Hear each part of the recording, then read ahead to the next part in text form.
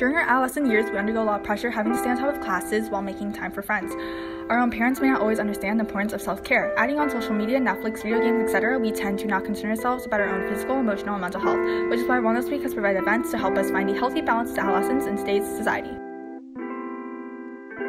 On Monday, students from Orchestras volunteered to become instructors of a mini yoga lesson located in NPR. During the first part of the lesson, we sat down, took several deep breaths. This can increase the oxygen and stimulate the parasympathetic nervous system, which promotes a state of calmness, according to the American Institute of Stress.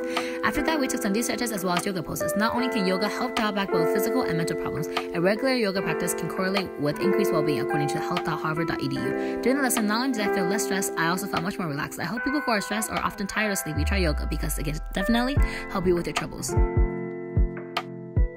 Tuesday, many clubs went out to the rally court to talk about the clubs. Every club had their own station activities for students to participate in. Girl Up's positivity sheet was filled with sticky notes with encouraging words or phrases written on them.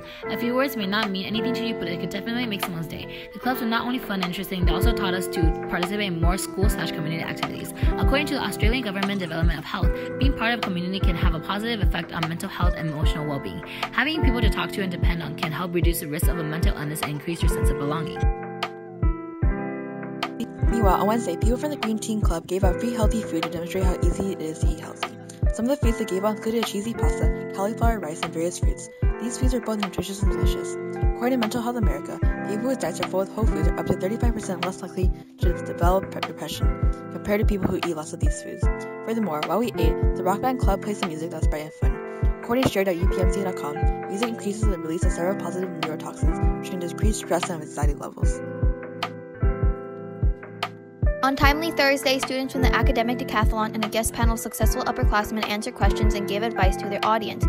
After a quick activity involving teamwork and time constraints, the panelists answered the questions, relaying many tips while doing so. Noticeably, Talkspace.org compiled a huge correlation between mental health and time management, is that people that often struggle with time management become worry monsters, which ultimately leads to anxiety. With this situation, Junior Braden Wong advised students to try to turn their worry into excitement, thus creating self-motivation and improving one's mental health. This event was quite eye-opening, and throughout the past week with the tips given, I personally was much more productive.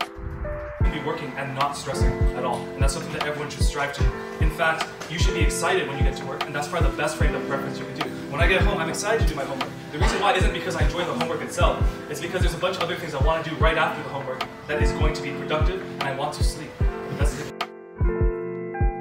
On Friday, students from the Red Cross Club taught students how to do CPR, which can help relieve heart attacks. According to WashingtonPost.com, there are multiple diseases related to the mental health that are also related to heart disease.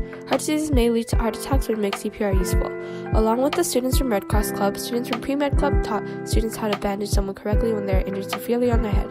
According to EmergencyFirstResponse.com, learning first aid encourages healthy and safe living. This is because learning first aid may allow you to keep yourself safe and keep others safe, which allows you to live healthily and safely.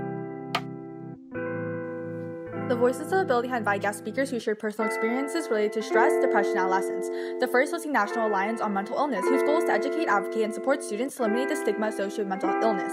One speaker shared how after a failed suicide attempt, she realized that life was too valuable to throw away and learned better self-care such as exercising, eating healthy, and sleeping better. The next presenters were Nina Lee and Jeff Newberg. Ms. Lee explained the scientific aspect of mental health, including the sleep cycle. Though 9 hours is recommended for teens since we are still growing, it's unrealistic for high school students. Ms. Lee suggested that instead, cram the previous several nights so the night before you can sleep for 7 to 8 hours to allow your brain to absorb the knowledge obtained.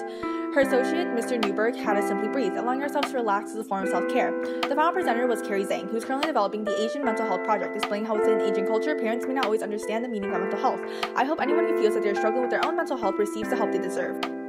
The voices of ability had invited guest speakers who shared personal experiences related to stress, depression, and adolescence. The first was the National Alliance on Mental Illness, whose goal is to educate, advocate, and support students to eliminate the stigma associated with mental illness. One speaker shared how after a failed suicide attempt, she realized that life was too valuable to throw away and learned better self-care such as exercising, eating healthy, and sleeping better. The next presenters were Nina Lee and Jeff Newberg. Ms. Lee explained the scientific aspect of mental health, including the sleep cycle. Though 9 hours is recommended for teens since we are still growing, it's unrealistic for high school students. Ms. Lee suggested that instead, cram the previous several nights so the night before you can sleep for 7 to 8 hours to allow your brain to absorb the knowledge obtained. Her associate, Mr. Newberg, had us simply breathe, allowing ourselves to relax as a form of self-care. The final presenter was Carrie Zhang, who is currently developing the Asian Mental Health Project, explaining how within Asian culture, parents may not always understand the meaning of mental health. I hope anyone who feels that they are struggling with their own mental health receives the help they deserve.